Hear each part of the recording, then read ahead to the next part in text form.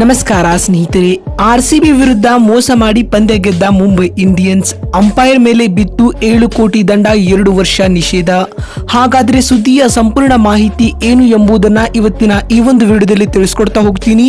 ಹೀಗಾಗಿ ದಯವಿಟ್ಟು ಈ ವಿಡಿಯೋವನ್ನ ಕೊನೆವರೆಗೂ ನೋಡಿ. ಆದರೆ ಅದಕ್ಕಿಂತಲೂ ಮುನ್ನ ನೀವು ಕೂಡ ಆರ್ಸಿಬಿ ತಂಡದ ಅಭಿಮಾನಿಗಳಾಗಿ ಈ ವಿಡಿಯೋವನ್ನ ನೋಡುತ್ತಿದ್ದರೆ ತಪ್ಪದೆ ಈ ಕೂಡಲೇ ಈ ವಿಡಿಯೋಗೊಂದು ಲೈಕ್ ಮಾಡಿ. ಹೌದು ಸ್ನೇಹಿತರೆ, ಮುಂಬೈನ ವಾಂಖೇಡೆ ಸ್ಟೇಡಿಯಂನಲ್ಲಿ ನಡೆದ ಮುಂಬೈ ಇಂಡಿಯನ್ಸ್ ಹಾಗೂ ಆರ್ಸಿಬಿ ನಡುವಿನ ಪಂದ್ಯದಲ್ಲಿ ಆರ್ಸಿಬಿಗೆ ಹೀನಾಯ ಸೋಲಾಗಿದೆ. ರಾಯಲ್ ಚಾಲೆಂಜರ್ಸ್ ಬೆಂಗಳೂರು ತಂಡವು 196 ಮೊತ್ತ ಪೇರಿಸಿದರಾದರೂ ಕೂಡ ಗೆಲುವಿಗೆ ಅದು ಸಾಕಾಗಲೇ ಇಲ್ಲ.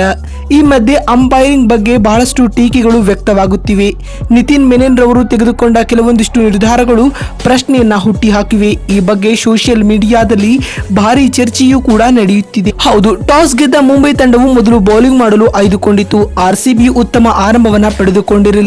ವಿರಾಟ್ ಕೊಹ್ಲಿ ಬೇಗನೆ ಔಟ್ ಆದರು. ಆ ಬಳಿಕ ಬಂದ ರಜತ್ ಪಟ್ಟಿದಾರ್ ಮತ್ತು ಫ್ಯಾಫ್ ಡುಪ್ಲೆಸಿಸ್ ಹಾಗೂ ದಿನೇಶ್ ಕಾರ್ತಿಕ್ ರವರು ಆಕರ್ಷಕ ಅರ್ಧಶತಕ ಸಿಡಿಸಿ ತಂಡಕ್ಕೆ ಆಸರೆಯಾದರು. ಈ ಮಧ್ಯೆ ಅಂಪೈರಿಂಗ್ ವಿಚಾರ ಸಾಕಷ್ಟು ಚರ್ಚೆ ಹುಟ್ಟಿಹಾಕಿದೆ. ಅಂಪೈರ್ಗಳು ತೆಗೆದುಕೊಂಡ ನಿರ್ಧಾರಗಳು ಮುಂಬೈ ಪರವಾಗಿತ್ತು ಎಂದು ಅನೇಕರು ಟೀಕೆ ಮಾಡಿದ್ದಾರೆ. ಕೊನೆ ಓವರ್ನಲ್ಲಿ ಸೊಂಟದ ಭಾಗಕ್ಕಿಂತ ಎತ್ತರ ಇದ್ದ ಬಾಲ್ ಅನ್ನ ಅಂಪೈರ್ ನೋ ಬಾಲ್ ನೀಡಲಿಲ್ಲ.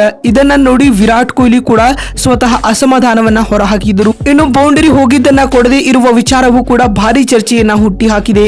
ಫೀಲ್ಡರ್ ನ ದೇಹದ ಭಾಗ ಬೌಂಡರಿ ಗಡಿಗೆ ತಾಗಿತ್ತು. ಇದೇ ಸಂದರ್ಭದಲ್ಲಿ ಫೀಲ್ಡರ್ ಬಾಲ್ ನ ಸಂಪರ್ಕದಲ್ಲಿ ಇದ್ದ. ಇದಾಗೂ ಇದನ್ನ ಬೌಂಡರಿ ಎಂದು ನೀಡಲೇ ಇಲ್ಲ.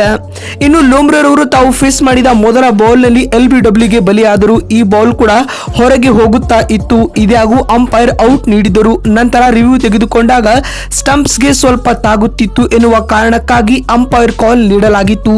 ಇನ್ನು ಫಾಫ್ ಡುಪ್ಲೆಸಿಸ್ ಹೊಡೆದ ಶಾಟ್ ಬ್ಯಾಟ್ಗೆ ತಾಗದೆ ಕೀಪರ್ ಕೈ ಸೇರಿತ್ತು. ಅಂಪೈರ್ ಔಟ್ ನೀಡಿಲ್ಲ. ಹೀಗಾಗಿ ಏಷ್ಯನ್ ಕಿಶನ್ ಮೊದಲಾದವರು ಜೋರಾಗಿ ಅಂಪೈರ್ ಬಳಿ ಔಟ್ ನೀಡುವಂತೆ ಕೂಗಿದರು. ಆಗ ಮುಂಬೈ ಇಂಡಿಯನ್ಸ್ ರವರ ಬಳಿ ಯಾವುದೇ ರಿವ್ಯೂ ಕೂಡ ಇರಲಿಲ್ಲ. ಹೀಗಾಗಿ ಅವರು ರಿವ್ಯೂ ಕೇಳುವಂತೆ ಇರಲಿಲ್ಲ.